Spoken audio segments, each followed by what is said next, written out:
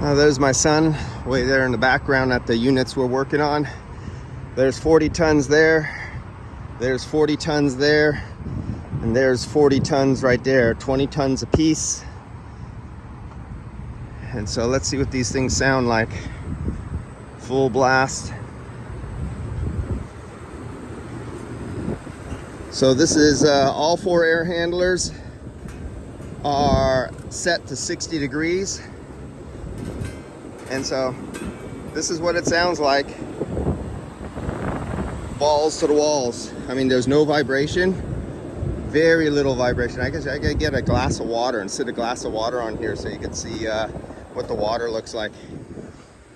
And then this one, the air handlers are set to 90 degrees. And that's it. And I think the humidity is like 30% outside, so there's no condensation.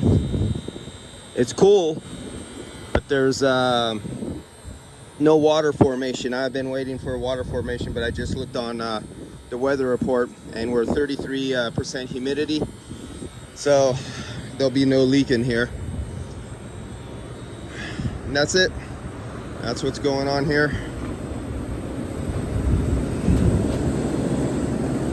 All right, guys, I'll see you. Still got a lot of work to do.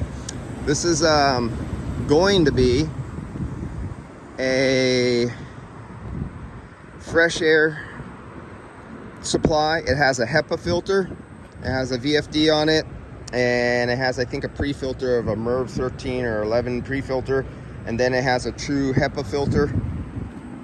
And this is going to be the positive pressure and the room flush on a timer for all the rooms. We're going to hook this one unit up to a central system that will flush every one of the rooms downstairs on staggered times.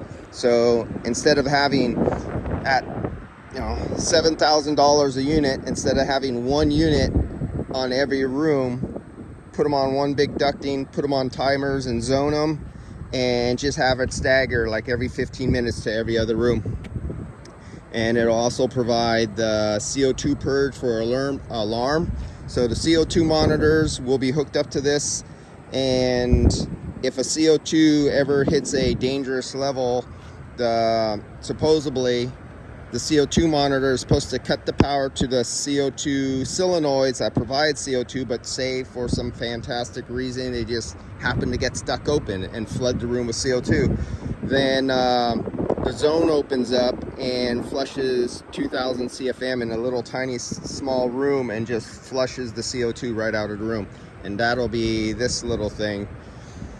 And this is a temporary, let's see how this works kind of scenario, and test out some ducting and some flow measurements on how much air it takes to actually flush the room out in 10 to 15 minutes. So that's some jerry rig testing there.